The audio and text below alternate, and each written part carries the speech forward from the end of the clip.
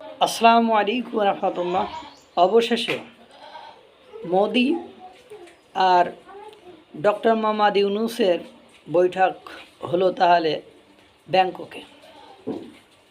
বাংলাদেশের প্রধান উপদেষ্টার প্রেস সচিব শফিকুল আলম উনি তো খুশিতে আত্মহারা।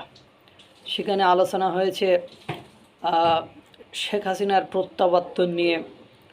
তারপরে সেখানে বসে যে বিভ্রান্তি বা ষড়যন্ত্র করার চেষ্টা করতেছে শেখ হাসিনা, সেটা নিয়ে নাকি আলোচনা হয়েছে।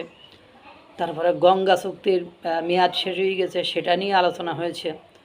তিস্তা চুক্তি নিয়ে আলোচনা হয়েছে। তা কিছুদিন আগে তো তিস্তা নিয়ে বা নদী ব্যবস্থাপনা নিয়ে চীনের সাথে চুক্তি হলো। তো এই এক চুক্তি আর কতজনের সাথে হবে বুঝে উঠলাম না।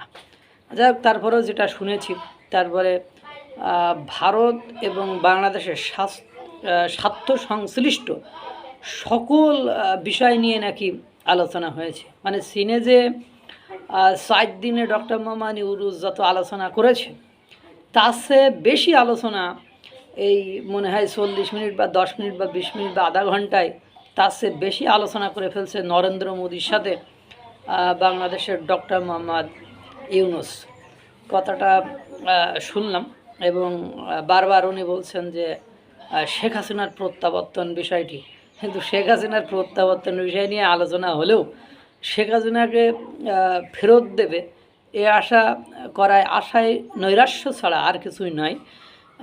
কারণ আমার জানা মতে কোনো দেশের প্রধান চলে গেলে সে আবার সে দেশে ফেরত এসেছে বা তাকে ফেরত নিয়ে আসতে পেরেছে এরকম কোনো কথা নয়। তাহলে অবশেষে বারবার করে বলার পরে যে নরেন্দ্র মোদি যে বসেছে এটাই অনেক কিছু। একজন দেখলাম আবার কমেন্টে লিখছে নরেন্দ্র মোদির চাল আর কপাল ভালো যে ডক্টর মোহাম্মদ ইউনূসের মতো বিখ্যাত লোকের সাথে বসেছে। কিন্তু দুর্ভাগ্য হলো সত্য যে বাংলাদেশ থেকে বারবার নরেন্দ্র মোদিকে আবেদন জানানো হচ্ছে যে বসেন বসেন বসেন, আবার এই ধরনের কথা বলা হচ্ছে। যাই হোক, যে কোনো কারণে বসুক।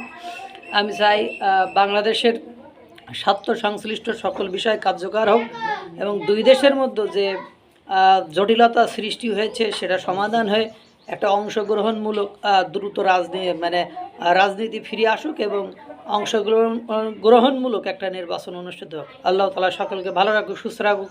আসসালামু আলাইকুম ওয়া রাহমাতুল্লাহ।